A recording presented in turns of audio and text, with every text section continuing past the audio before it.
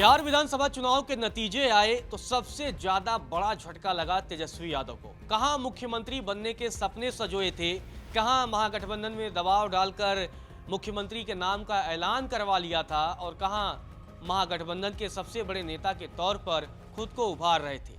कहां पिता लालू यादव के फैसले को पलट रहे थे। जी हां, जब लालू यादव ने कई उम्मीदवारों को टिकट दे दिया था, उसके बाद तेजस्वी यादव ने उनसे टिकट वापस लिया, फिर भले ही दे दिया हो, मतलब खुद को बड़े नेता समझ रहे थे। लेकिन जब नतीजे आए तो आरजेडी 25 सीटों पर सिमट गई। अब आरजेडी की भविष्य की राह क्या होगी, क्योंकि आरजेडी की तरफ से सोशल मीडिया पर पहला रिएक्शन आया और कहा गया कि हार जीत होती रहती है, लेकिन गरीबों के आवाज को पार्टी बुलंद करती रहेगी। अब तेजस्वी यादव के सामने क्या विकल्प है, क्योंकि जब पहले अगर हम बात करें 2015 से और 2025 के बीच जब भी आरजेडी विपक्ष में रही तो तेजस्वी के पीछे विधायकों की फौज होती थी और जब सामने सत्ताधारी पार्टी को ललकारने की बात आती थी तो एक बहुत बड़ी संख्या में आवाज बुलंद होती थी।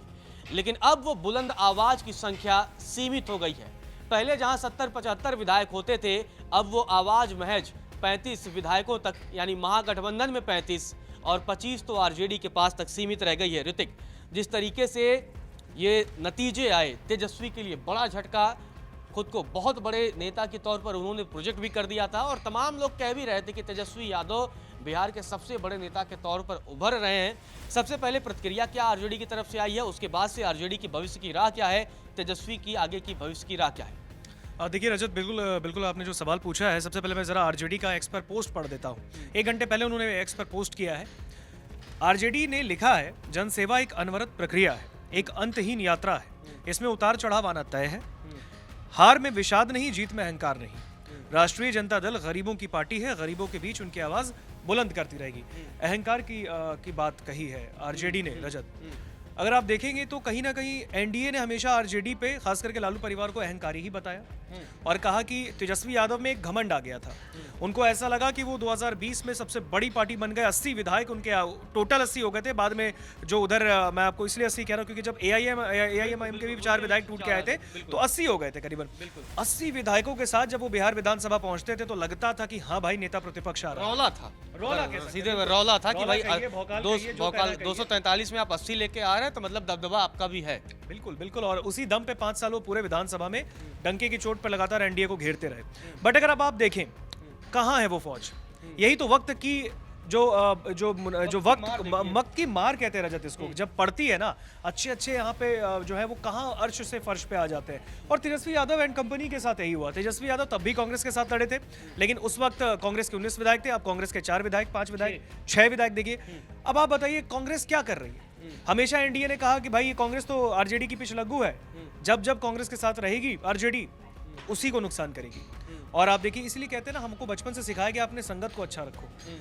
संगत ने बुरा कर दिया कह सकते हैं, लेकिन ये अंदर उनकी लड़ाई, क्योंकि अभी कल प्रधानमंत्री ने भी कहा है कि अब अंदर खाने की लड़ाई सामने आने वाली है।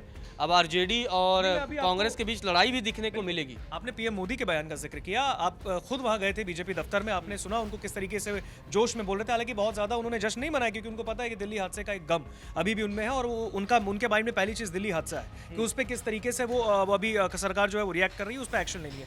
बहरहाल हाँ, जश्न उन्होंने मनाया, गमछा हिलाकर पूरा अभिवादन स्वीकार किया, बिहार की जनता का आभार किया। लेकिन अगर आप इस बीच में देखेंगे तो बीते दिन एक खबर सामने आती है तेजस्वी यादव को लेकर, जब तेजस्वी ने रिजल्ट से एक दिन पहले, यानी परसों रात को, 2 दिन पहले उन्होंने एक प्रेस कॉन्फ्रेंस किया। उन्होंने कहा कि हम भारी मैंडेट के साथ सरकार बनाने जा रहे हैं। कल तेजस्वी बिल्कुल मौन, कोई अपडेट नहीं उनका। एक पोलो रोड जो स्थित उनका आवास है पटना में, वहां शांति रहती है। आज भी अगर आप देखते हैं तेजस्वी यादव को तो तेजस्वी यादव बहुत ही खामोश दिखते हैं। तो तेजस्वी आखिर कर क्या रहे हैं, ये सवाल लगातार लोग पूछ रहे हैं। खास बात है, ट्वीट एक सोशल मीडिया पर पोस्ट भी नहीं है। राहुल गांधी की तरफ से कम पोस्ट आ गया, लेकिन तेजस्वी यादव की तरफ से कम से कम उस 25 जीत के लिए भी तो धन्यवाद दे सकते थे। शायद उम्मीद नहीं थी। कई बार आपको उम्मीद से उलट आपके साथ परफॉर्मेंस हो जाता है, लेकिन ये परफॉर्मेंस क्यों हुआ, अब मैं आपको इसका रीजन बताता हूँ। 2020 में जब विधानसभा के चुनाव थे, तेजस्वी यादव ने करीबन 200 से ज्यादा रैलियां की, 200 से ज्यादा सभाएं और रैलियां मिला के कह रहा हूँ। इस बार 100 आधी कर दी।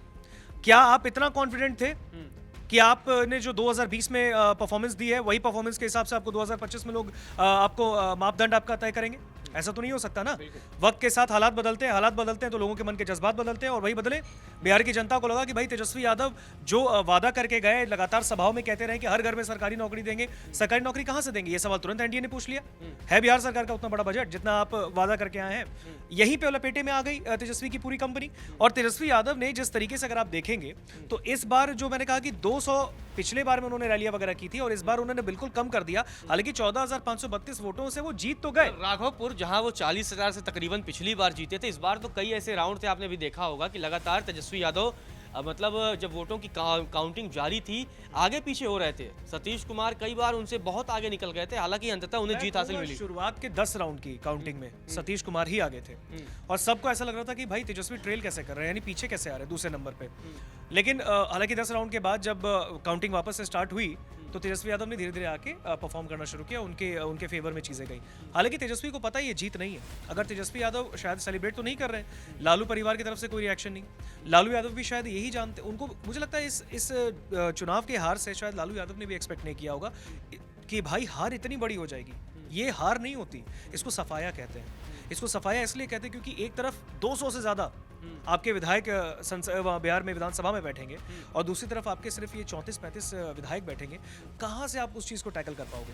और आप देखिए तो भाई किसी भी कानून का भी आप कितना विरोध करोगे, उनके पास 2/3 बहुमत चाहिए, उससे ज्यादा है, 2/3 से भी ज्यादा है। आप हमेशा कहते थे कि नीतीश कुमार तीसरे नंबर की पार्टी के साथ जो है वो बीजेपी के जो है बीजेपी ढो रही है और उनको मुख्यमंत्री बना रही है, तो उस टैगलाइन के साथ आपने नीतीश कुमार को 5 साल ट्रीट किया। अब तो एनडीए के लोग कहेंगे 35 विधायक के साथ आप नेता प्रतिपक्ष बनेंगे क्या? अगर इसको काउंट करें ना तो 3.5 गुना ज्यादा सीटें आज के समय में अकेले नीतीश कुमार के 25 या 75, उसके बाद भी उसमें भी आप 10 और जोड़ दीजिए तो लगभग 3.5 गुना ज़्यादा तो आरजेडी से इस समय जेडीयू हो गई है। मुझे ऐसा लगता है कि वो जो आपको 2 दिन ये जब रिजल्ट आने वाला था रजत, उससे एक दिन पहले जब पटना में पोस्टर लग गए थे ना कि टाइगर जिंदा है, मुझे लगता है एग्जिट पोल ने भी एक अनुमानित आंकड़ा दिया, लेकिन उसके बाद जेडीयू को कहीं ना कहीं लगा कि हाँ जेडीयू आगे आने वाली है। हालांकि जेडीयू के आगे आने का फैक्टर चिराग है। चिराग ने ही झटका दिया था 2020 में। अब जो जख्म ही आपके साथ जो है आपका मरहम बन के आ गया है, तो फिर आपको किस बात का वो जो चोट लगने वाली है? कोई चोट नहीं थी, बम्पर वोट की चोट पड़ गई। जो जिस तरीके से तेजस्वी यादव और तमाम लालू परिवार पर भ्रष्टाचार के आरोप लगे, क्योंकि इसी बीच हमने देखा आईआरसीटीसी स्कैम के मामले में दिल्ली कोर्ट से उन्हें झटका लगा, तो तमाम ये भ्रष्टाचार के जो उनके दाग लगे, वो दाग भी उन्हें कहीं ना कहीं इस हार की बड़ी वजह है। देखिए उनको लैंड फॉर स्कीम जॉब जो था ना, उस पूरे मामले में आईआरसीटीसी मामले में उन पे हालांकि 2018 अगस्त में उनको बेल मिल गई थी कोर्ट से, लेकिन उसके बाद भी वो दंश जो है लगातार वो झेलते रहे। पहले मतलब नौकरी के बदले जो ज़मीन के बदले नौकरी वाले पूरे मामले में लालू यादव को घेरा गया, लेकिन उसके बाद तेजस्वी यादव को तुरंत उस पर चार्जशीट फाइल की गई। उनको हालांकि वो भी उनकी कोर्ट में पेशी होती रही, बाद में हालांकि 2018 में उन्होंने बेल ले लिया। लेकिन अगर आप देखेंगे तो 2015, 2020, 2025 3 चुनाव बिहार के हुए इस पूरे 10 साल के टेन्योर में, उसमें भी तेजस्वी यादव ने लीड किया। उसमें भी अगर आप देखें 2015 और 2020 उसमें तेजस्वी का परफॉर्म फिर भी ठीक था, लेकिन 2020 में जो उन्होंने किया था वो सबने देखा, कमाल था वो। बिहार की बड़ी पार्टी बन के वो निकले थे और सेंधमारी भी करने में कामयाब हुए कुछ पार्टीज में अगर आप देखें तो, जैसे एआईएमआईएम को तोड़ा। अब 2025 में वो तेजस्वी कहाँ गए? मुझे लगता है कि उनकी शायद जो ग्राउंड पे जो वर्क उनको करना था वो शायद करने में उतना मुनासिब नहीं कर पाए, उस चीज़ को जस्टिस नहीं कर पाए। शायद मुझे लगता है 2020 के परिणाम को उन्होंने सोच लिया कि यही अब होने वाला है और इसी के फेवर में चलो, अगर हम सरकार में भी नहीं आए तो हमारे विधायक तो 60-70 ज़्यादा रहेंगे ना।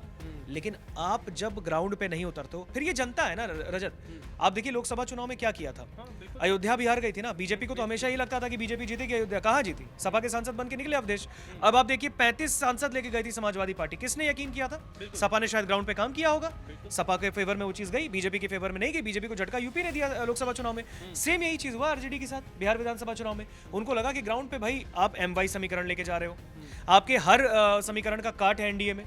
आपने कहा MY मतलब मुस्लिम यादव, दूसरी तरफ वहाँ पे चिराग कहते हैं हमारा MY अलग है, वो एक खास समुदाय और एक वर्ग को सीमित साध रहे हैं, तो हम भाई M से महिला और Y से युवा को साध लेंगे। प्रधानमंत्री ने भी ये बात बोल दी। दूसरी तरफ देखिए प्रधानमंत्री ने बिहार में जाके ज्ञान दिया था। वो ज्ञान क्या था? G से गरीब, Y से युवा, A से अन्नदाता यानी किसान और N से नारी यानी महिला। तो बिहार में जो ज्ञान दिया ना, वो ज्ञान हर बिहार के बिहारियों के दिमाग में फिट करके आ गए वो। और अगर उन्होंने एक चीज क्लियर किया, एनडीए का सबसे बड़ा जीत का इसमें फैक्टर है, देखिए एनडीए यूं नहीं जीत गई रजत, तेजस्वी को झटका यूं नहीं लगा है। एनडीए ने बताया है कि अगर आप सरकार को, जो केंद्र में एनडीए की सरकार है, वैसे ही बिहार में भी आप चलने दोगे तो स्थिरता बनी रहेगी। अगर महागठबंधन की सरकार बनती है, क्लैशेस होंगे, कई योजनाओं में फिर क्लैशेस होंगे। बड़ा सवाल यही है ना कि अब आरजेडी का भविष्य क्या है, क्योंकि 25 विधायकों के साथ आप आगे कैसे भविष्य तय करोगे कि एक समय भाई सबसे दमदार पार्टी आरजेडी बिहार की राजनीति में थी, आगे का भविष्य क्या है इनके? अगर आप देखेंगे तो फिर यहाँ पे शायद कहीं ना कहीं तेजस्वी यादव को अपने पिता लालू यादव की राजनीति से सीखना चाहिए। साल 1990 का दशक था, बिल्कुल सेम यही कंडीशन लालू यादव के सामने खड़े हुए थे, लेकिन लालू यादव ने उस वक्त को काटा और जितने उनके विधायक थे उनको वो साथ लेके चले, ग्राउंड पर काम किया, अपना एक दबदबा बनाया और उसके बाद जब अगला विधानसभा चुनाव हुआ उसमें उनकी पार्टी लीड करके निकली। लेकिन अगर आप देखेंगे तो अभी की ये जो मुझे लगता है ना, अभी शायद एक तो हार 24 घंटे हुए हैं, अभी कोई रिएक्शन नहीं, बस एक आरजेडी ने एक ट्वीट कर दिया कि हम गरीबों के जो है वो लगातार काम करेंगे, आवाज़ बुलंद करते रहेंगे। आवाज़ आप तब बुलंद करेंगे जब आप अपनी संख्या बल को और मजबूत रखेंगे। आपका संख्या बल जो है ना, एक 200 जो एक संगठन के, एक गठबंधन के सामने जो आपके 200 विधायक हैं और आप सिर्फ 25 लेके सामने 34 विधायकों को लेके जाओगे, कहाँ से आप करोगे? लेकिन फिर वही वाली बात हो जाए जो आपने कहा था कि एक समय था जब बीजेपी 2 सांसद के साथ संसद पहुंची थी। आज सबके सामने रिजल्ट है, बीजेपी कहाँ है और बाकी लोग कहाँ है। कांग्रेस कहीं ना कहीं, कांग्रेस के भी अभी राज्यसभा सांसद अखिलेश प्रसाद सिंह, उनका बयान देखिए। उन्होंने कहा क्यों है महागठबंधन हारी, सीट बंटवारे में अभी भी टेंशन थे लोगों को। कई ऐसे सीटें थी जहां पे उम्मीदवारों को लेकर सवाल जवाब का मामला चल रहा था कि भाई उनको नहीं टिकट देंगे, इनके टिकट काटिए, ये करिए वो करिए। आप देखिए पटना में एक वीडियो वायरल हुई थी बीच में, मेरे ख्याल से आप तो बिहार में ही शायद चुनाव कवर करने गए थे, और उसी वक्त पटना में एक तस्वीर सामने आई थी जब एक टिकट कटने पे एक कार्यकर्ता नाराज होकर लालू आवास के बाहर जो है वो रोड पे हंगामा करने लगा। उसने कहा भाई करोड़ों रुपए ले लिए मेरे, और उसका एक बयान भी वायरल हो रहा है जिसमें वो कह रहा है कि भाई 25 से ज़्यादा सीटें नहीं आएंगी। तो 25 से ज़्यादा सीटें नहीं आएंगी, अब देखिए 25 आ गई। वो तो खैर हम ये कहेंगे बद्दुआ लग गई किसी की या जो भी कहे, लेकिन उस शख्स ने ये कहा था कि भाई हम तो सड़क पे आ गए ना, आपने पैसे लिए, टिकट नहीं दी, ये सारी बातें उसने की, हम नहीं कह रहे, उसने कही है। उसके बयान जाके आप यूट्यूब पे देख सकते हैं, दैनिक जागरण पे भी पढ़े। तो उसने लगातार ये आरोप लगाए हैं। तो कहीं ना कहीं अब आप देखें तो अब तेजस्वी एंड कंपनी, और सबसे बड़ी बात, अब तेजस्वी को कंपनी की जरूरत पड़ जाएगी। पहले तेजस्वी को कंपनी की जरूरत नहीं थी, तेजस्वी अकेले चलते थे। अब तेजस्वी अकेले चलने लायक वो स्थिति जो है ना राजनीति में, वो बिहार में उनकी अभी नहीं रह गई। एक तो भाई अलग, भाई बिहार गए, लालू परिवार को ये डबल झटका कह सकते हैं। ये जीत नहीं है तेजस्वी की। आप ये नहीं देख सकते कि भाई मैं तो जीत गया ना, मैं सीएम फेस का उम्मीदवार था, मैं जीत गया, बाकी लोग हार, ऐसा नहीं कह सकते। आप लीड ही कर रहे थे भाई। जब कप्तान की इतनी बड़ी, ये जब टीम हारी है, कप्तान को फिर इस पूरे हार का जिम्मा अपने ऊपर लेना पड़ेगा। कहाँ है फिर 24 घंटे में? लगातार तेजस्वी कहाँ है, भविष्य क्या होगा? क्योंकि भविष्य अगले 5 साल में डिसाइड होगा।